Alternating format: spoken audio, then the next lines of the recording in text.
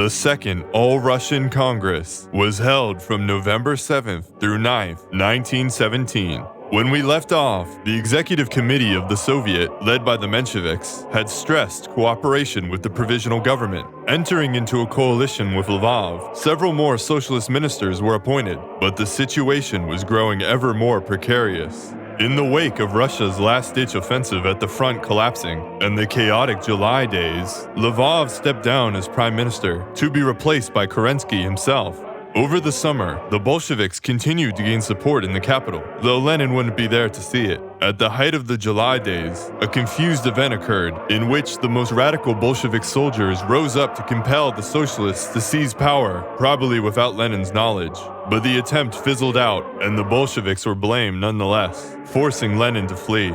But oh look, it's another attempted coup in September, this time involving General Kornilov on the right. Using the situation to politically defeat his rival, Kerensky declared Russia a republic formally and fashioned himself its Napoleon, but in the process destroyed any remaining shred of discipline in the army while bolstering the strength of the left. Despite embarrassments in July, as the party most uncompromised by association with the February regime, and having been the force to oppose Kornilov, the Bolsheviks were on their way to a majority in the major Soviets. It was at this point a democratic conference of all the major parties and organizations was called, which formed the third cabinet of the Provisional Government and a pre-parliament to fill the gap between the Duma and the Constituent Assembly. All the while, Lenin protested.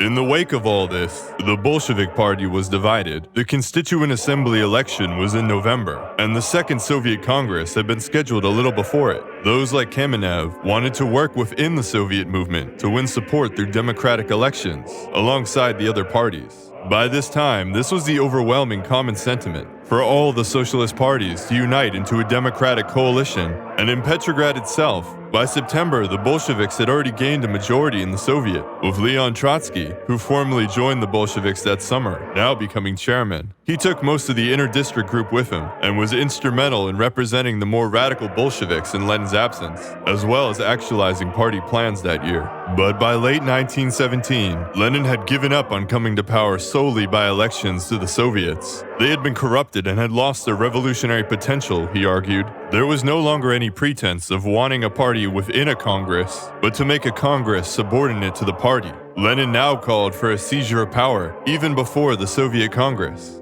This puzzled the other leaders. It appeared time was on their side after all. They were gaining support and would almost certainly have a majority in November. Their public image had been power to the Soviets. Why not gain a majority in the Soviets, then seize power? But Lenin disagreed. They had to act now. Was he simply misinformed while in Finland? Here's the thing. At the Congress, the Bolsheviks were expected to gain a majority, but not everything. They would end up governing with other parties, a coalition, and what would be a victory for Kamenev. The Soviet would be in charge, not the Bolshevik Party. But if they seized power before, Lenin would be the master at the Congress. The other parties would either have to accept this as a fait accompli, being allowed to become minor players in Lenin's cabinet, or be forced out entirely. Well, a subtle difference. The timing of a seizure of power implied the difference between coalition rule and Bolshevik rule. But this was still a controversial stance among the Bolsheviks, which Lenin took to local party meetings to gain acceptance. Even among those who favored a seizure of power, many conceptualized it more as the Petrograd Soviet simply ceasing to recognize the Provisional Government. At a secret meeting in October, where about half the party's central committee was gathered, Lenin gained tentative approval for the seizure of power idea, with Kamenev and Grigory Zinoviev still voting against. Kamenev asserted that none of the armed groups would want to come out for an insurrection unless the Soviet itself was threatened. That had been the case all summer. But when he inadvertently brought the debate about the conspiracy into the public, such a threat emerged, helping to make an insurrection possible. Kerensky now planned to send some of the unruly city garrison to the front, breaking up the Bolshevik support base. Just as had happened in July, this would almost certainly cause a weak uprising, which would then fall apart, he thought. The Soviet leaders also made a major error. They delayed the Congress by 5 days. This was pointed to as evidence that they didn't intend to give up power, but more importantly, it gave Lenin time to organize. But before anything could occur, the first week of November came around, and the elections were held. Delegates began to pour into Petrograd, so let's see how they... Knock knock. It's the Bolsheviks. We have seized the capital.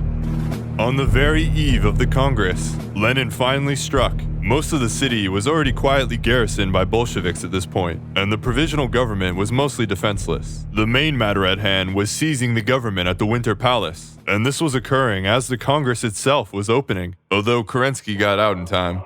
Amidst this backdrop, the Bolsheviks entered the Congress with about half the representatives, some 338, followed by the SRs with around 190, of which half were left SRs, the various Menshevik factions with 85, and all others with a combined 35. As the Congress opened, it was Martov who proposed a united democratic government, and this passed unanimously. But then Lenin's plan paid off. Some of the Mensheviks and SRs, angered by Lenin's assault on the Provisional Government, walked out in protest. Martov, while less critical, was pressured out soon after. This would prove a fatal error, as in walking out, they now ceded the Congress to the Bolsheviks. A new executive committee was elected, of 14 Bolsheviks and 7 left SRs. Kamenev was elected chairman of the executive committee, but rather than simply install the executive as the new government, a different body, a council of people's commissars, fully controlled by Lenin and the Bolsheviks, formed the government. And so Lenin was finally in power, but his hold was tentative. There was still another election scheduled that month as well, but for now, there's a Bolshevik government. I wonder how they'll do.